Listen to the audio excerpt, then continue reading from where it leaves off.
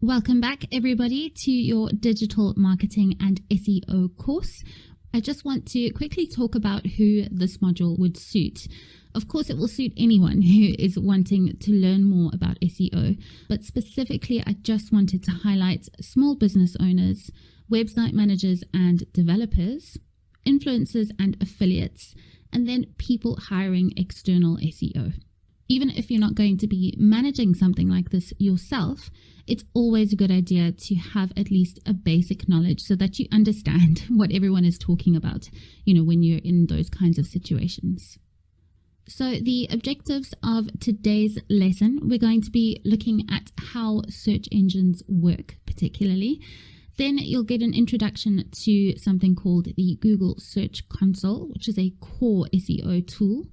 We'll be looking at creating and implementing sitemaps, and then you will understand the basics of robot.txt files. Right, so SEO, search engine optimization, is the process of implementing techniques to increase a website page's position on the SERPs. Now, we have mentioned this in the first module, but SERPs is the search engine results page. You'll be hearing that quite a lot in this module. And something that comes up a lot is, why does everyone talk about Google when there are many other search engines? Yes, that is very true. There are many other search engines, but the fact is that Google has almost 92% market share, and that is followed by Bing at 2.55% market share. So essentially, Google is number one and Bing is number two, but at 2.55%. It's mad. So that is why many people choose to focus purely on Google. Of course, if you don't want to do that, if you want to cater for all search engines, that's not a problem. The rules are essentially the same, but of course the algorithms and all the features would differ. In this module, we do only focus on Google. It's important that you get to understand a few terms in SEO. First up, we have algorithm, and I'm sure you've heard this many times. It's actually quite a big topic at the moment. It is a process or a set of rules to be followed in calculations or other problem-solving operations. So essentially, all platforms have their own algorithm. Facebook has an algorithm, for example, to determine which posts appear on our newsfeed. Google, likewise, has or uses an algorithm or several algorithms to determine which results to show on the results page and in which order. And that is where PageRank comes in. So this is the specific name of the algorithm used by Google Search, and this is what ranks web pages in their search engine results. So their algorithm is called PageRank. It might seem like a silly question, but what do search engines actually do? What is their function?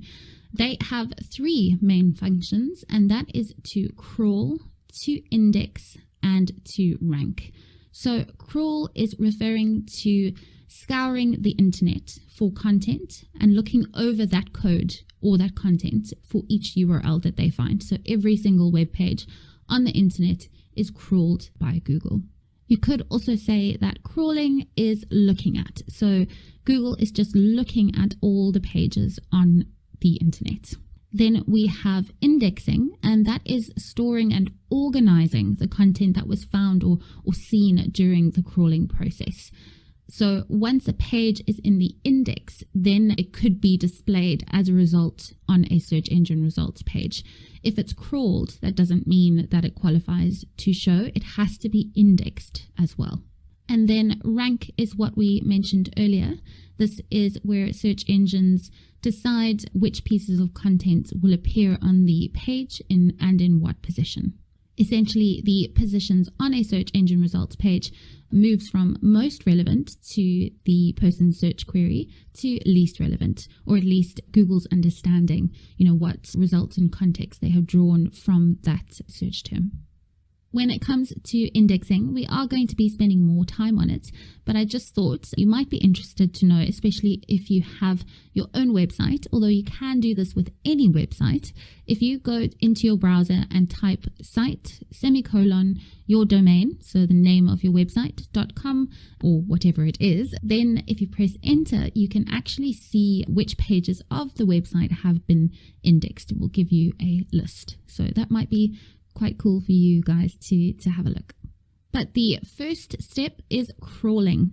And Neil Patel, who is a fantastic SEO and general marketing guy, he said that a site's crawlability is the important first step to ensuring its searchability. So as much as indexing is what determines if a page is eligible to show on the results page, it's the crawlability, because that is the first step. What it's viewing is of course tied to what it's storing, what it's indexing. And we touched on this in module 1, but the way that these search engines perform these functions is through bots and spiders. So it's not literally those things, it's just little bits of code or programs that have been created to perform these functions. The name to Google's bot or spider is called Googlebot. And that is, as I mentioned, the piece of software that is responsible for crawling the website. It's important to understand this in a bit more detail, but first up, let's start with something called crawl budget. Now, each site has their own individual crawl budget, and essentially what that means, it's the number of pages or URLs that a bot wants to crawl. And wants to crawl is determined by the authority and the health and essentially having a good website. The higher the page rank that you have, the more time that a bot will spend on a site. So they all work together, but it starts with the bot crawling and indexing a page. So crawl budget is important. There are some ways that SEOs try to boost the likelihood of a site being crawled more often and the higher crawl budget. But because Google isn't very good at sharing information about these kinds of things, we don't actually know 100% how effective they are. We will be discussing some of them later on in the module. Next up, we have robot.txt files, which again we will be covering a bit later. These files tell the bot if any pages should not be crawled, and there are specific reasons for this. Generally, you wouldn't want to exclude any pages from your website, but there are cases where this makes sense, and a robot.txt file is where someone would do that. Then we have non-stop crawling. So essentially what that means is a Google bot is constantly crawling the internet. It does not stop. Someone from Google actually said that the Google bot shouldn't access your site more than once every few seconds on average. So it's doing a lot, but it's important to know that it's not crawling all the pages at the same time. It's choosing those specific URLs. So if you're wanting others to be crawled, then it's about optimizing those pages. And well, yes, that's what we're talking about. That's what this module is referring to. But yes, so they don't stop crawling ever. It's always happening. All sites are always being crawled, indexed, updated, you name it. Then to try and stop the bots from crawling pages that we don't actually or necessarily want them to, we have something called a sitemap. And this tells the bot, it's again another file, what should be crawled and indexed. It does work together with the robots.txt file, but it is important to note that just because someone has a sitemap, it doesn't mean that the bot will ignore other pages or pages that aren't on it. It's just a kind of helpful indicator for the bot. Then just to set some expectations here, unfortunately, it's bad news-ish. Don't expect the first page when it comes to ranking. You won't rank on the first page for your top keywords. Ranking for anything could take a year or more. And after implementing the basics, ranking highly on search engines needs the bulk of attention on research, on content, and long-tail keywords. And what I mean by research is that also includes any kind of updates that are happening within SEO. There are many updates, so you do need to stay on top of that. And then content, because content is arguably the most important aspect when it comes to SEO. And then when I say long tail keywords, just a reminder, those are longer search terms or phrases. So it is important to keep these things in mind. We will be looking at ways, of course, to rank for the keywords that we want to be ranking for. But just so that you do know, you're not going to rank for all of them, and it will take time. It's also not stable. So let's say you do get to the top position. That doesn't mean you're going to stay there. You can adjust or change positions really, really quickly. So one of the fundamental tools in SEO is called the Google Search Console. I did mention it in Module 1 and it is completely free. What's important to know is that it is a search analytics report to see the organic queries, so not the paid, your ads that you've been serving, your organic queries and metrics. And then you can also manage your technical SEO, so the kind of back end stuff, which you might not have knowledge in and someone else might be managing for you. But again, as I mentioned, it's so good to just have an overview and understanding of what you need to do or what you need to tell someone else to do. I think it is also good to know if someone's telling you that something is impossible or not, you can actually, know whether that is correct. Unfortunately, when it comes to SEO, there are so many people out there who aren't actually qualified or skilled enough to be promising people the things that they do. Traffic. And you can manage the technical SEO. And that means things like you're managing your crawling and your indexing, viewing and fixing technical errors, and more. I will be taking you through this, an overview of it for this lesson, but we're not going to be spending too much time in it today just because there is so much information. But this is what it looks like. If you go in your browser and you search for Google Search Console, you would see this, or it might be different, but there is a blue Start Now button. I am going to show you exactly what it looks like right now. This is Google Search Console and we are on the overview section. As I mentioned, we're not going to be going through all of this today. We will cover it in the remainder of the module, but just not today's lesson. On the left here, though, you can see these are all the tools that are available to you. URL inspection is where you can look at individual URLs and see errors and all sorts of things. That's also where you can submit or ask for something to be indexed. So we will be spending time here. Then the search results, this is referring to all the organic queries of a website. This allows you to see other metrics. Then we have the index section. We have the coverage, so the coverage of the website, the percentage of the website that has been indexed, and other information. Sitemaps, which we will be looking at a bit later. And then removals of indexing or robots.txt files, anything to do with that. Then we have speed, mobile usability, AMP, which is Google's accelerated mobile pages, logos, and review snippets, and then a few things on the left here. But yes, so this is an overview of Google Search Console, a completely free tool that is really just required for anyone who's wanting to take SEO seriously. Of course, you can't actually get access to that data without verifying your Google Search Console. So I'm not going to take you through creating the actual account because that's very easy. You just click that blue button that I showed you and add your details.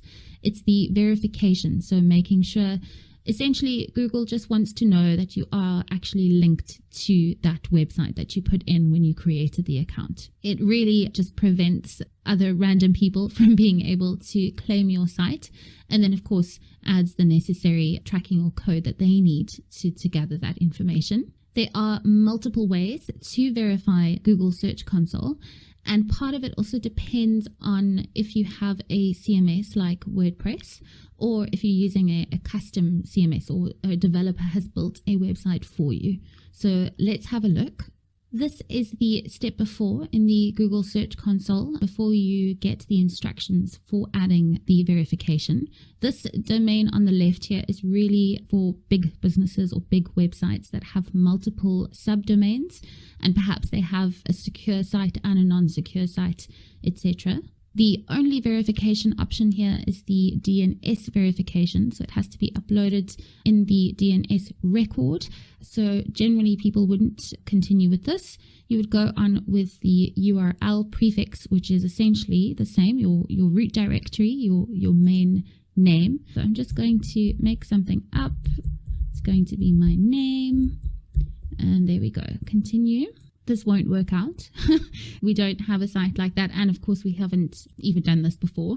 So at the top here, you have an HTML file as an option for verification. You would download this file and this would be uploaded to the root directory. Once it is uploaded, it shouldn't be removed even after the verification. It says that here actually. And then once you have uploaded this file, you would come back here and then you would verify. There are also other ways to verify this. You can use an HTML tag, which is again a bit of code in the back end. Then Google Analytics, which is actually incredibly convenient. If you have already set up Analytics or a business has, and they have included the code, the Google Analytics code on each page of their site, then all they'll need to do is just log in and link this up here. So that is super easy. There's also Google Tag Manager, which is basically like Analytics. Instead of a global tag that's used in Analytics, this is the Google Tag Manager. And then if you are associated with a domain name provider that they've got, so we had seen there is GoDaddy, internet.bs, name.com, then there are separate instructions. So yes, this is how you would do it in Google Search Console.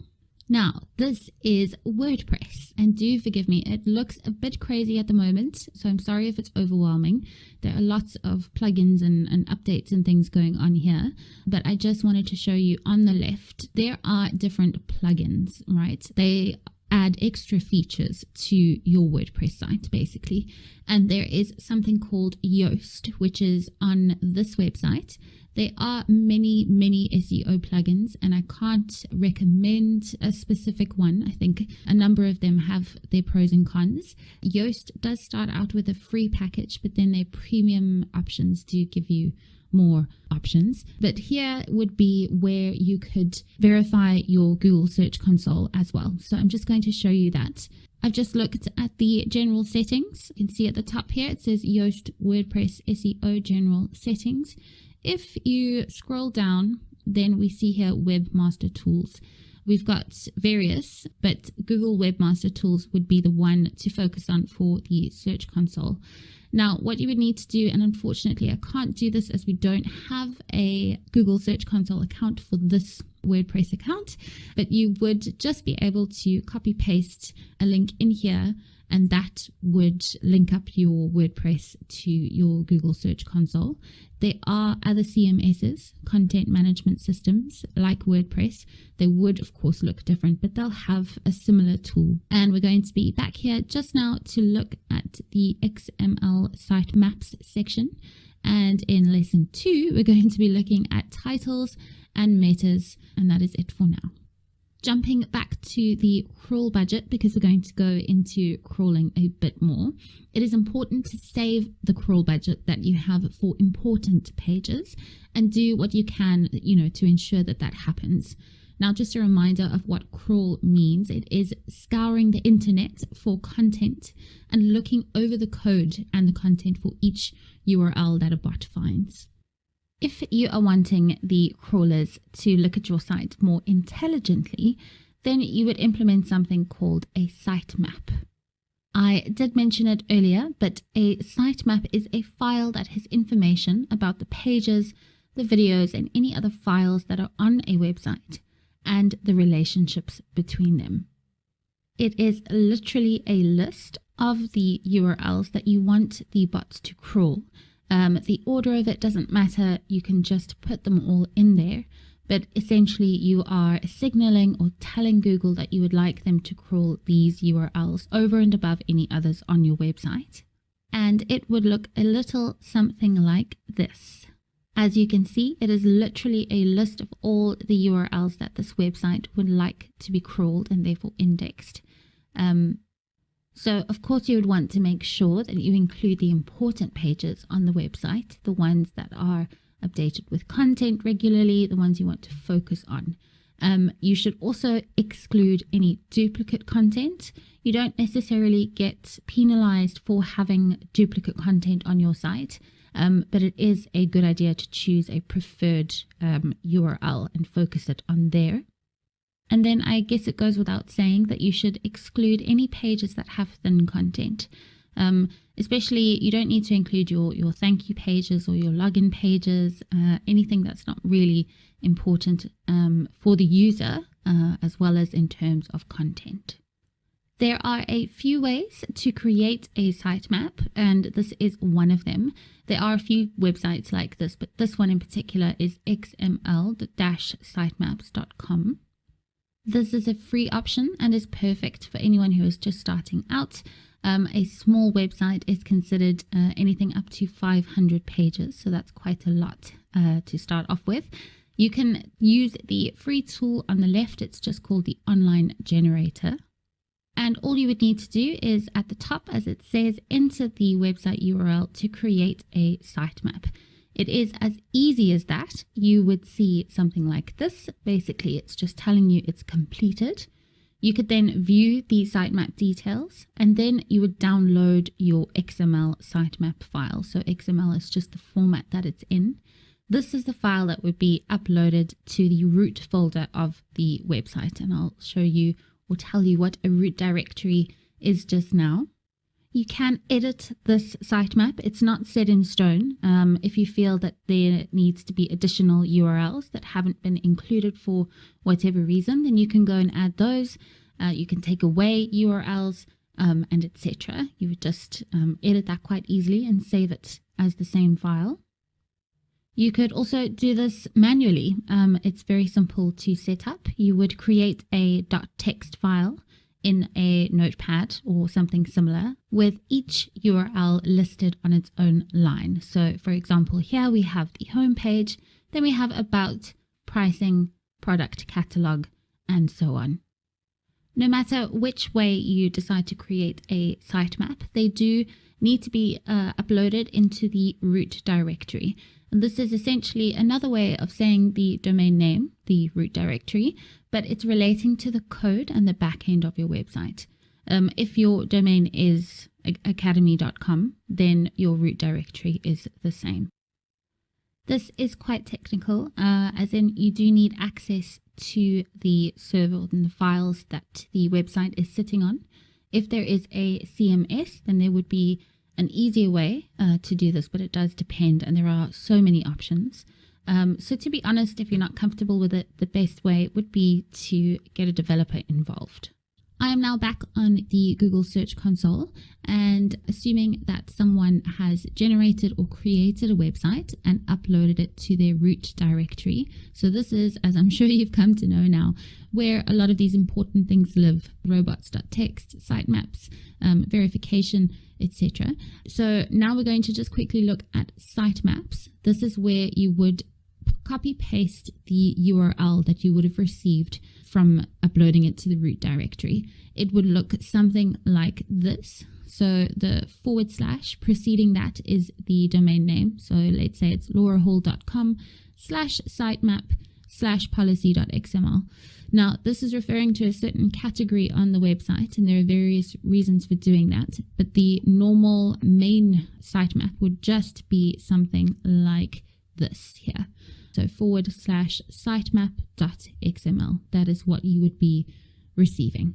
But there are many people who don't want to have to worry about understanding root directories and uploading files. So in that case, and for many other reasons, actually, I'd recommend a managed CMS in the beginning for any website. Even for big businesses, they do use them. So something like WordPress with an SEO plugin. So specifically with something like this, you wouldn't even have to go through this process at all, and I'll show you now. So let's go back to WordPress and the SEO section. If we move from the dashboard to XML sitemaps, you can see here that there is functionality whether to enable the sitemap or not, and that is of course ticked. And then the sitemap is right here. The URL is within this. You could copy this URL and then you could go back and you could paste it into here. And that would be something that you would submit.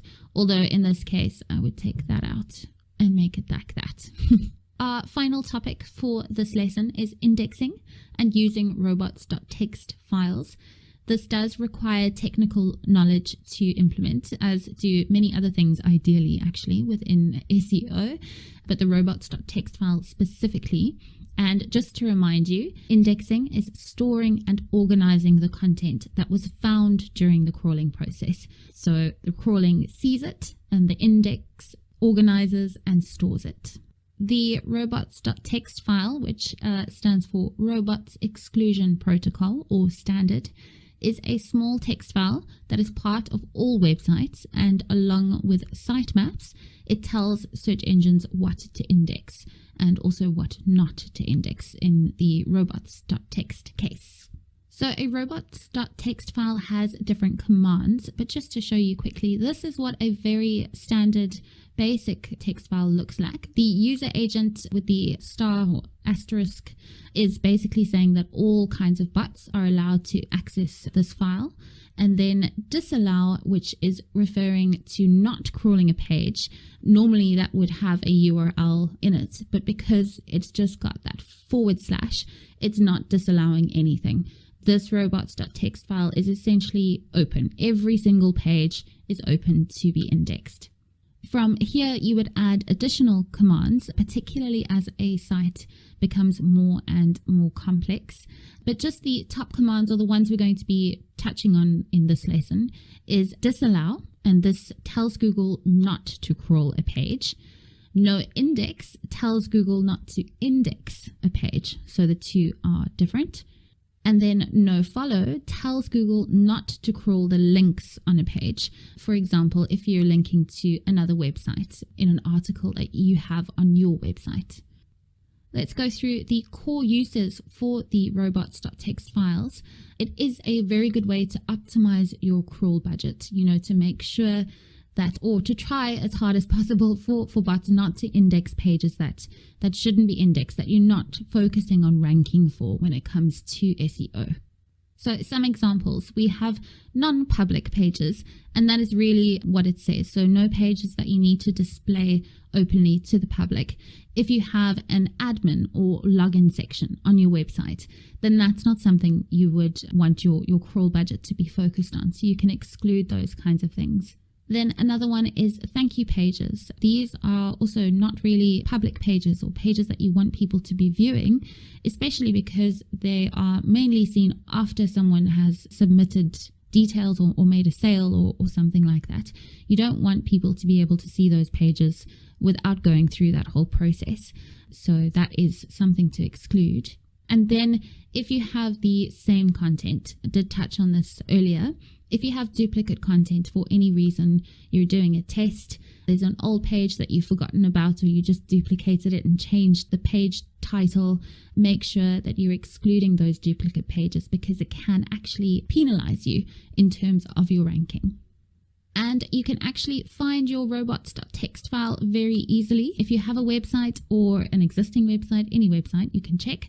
You can type your website name.com/robots.txt into your browser, and you should be able to see which files or what the string of code in that .txt file looks like. If you don't see a file, or if you get a 404 page error, then you actually need to add one to the website. It means you don't have one. I'm just referring to any of you who do have your own website, but yes, then something would need to be created. And you should also scold whoever created your website. Congratulations, we are now done with lesson 1, and I will see you for lesson 2 very soon.